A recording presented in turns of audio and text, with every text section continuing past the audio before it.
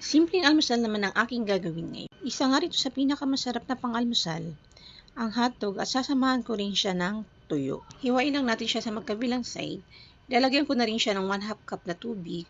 Habang pinapakuloan ko yung hotdog, maghihiwa na rin ako ng kamatis na ilalagay ko na pangsawsaw sa tuyo. Masarap nga itong pangsawsawan at lalo na may kasama siyang suka na napakasarap. Sunod ko na rin ilalagay dyan yung pamintang durog. Optional lang din yung paglagay. Balikan ko na rin yung pinapakulo kong hotdog dahil wala na siyang tubig. Maglalagay na rin ako dyan ng mantika. Maganda nga pinapakulan yung hotdog dahil madali lang din siyang lutuin.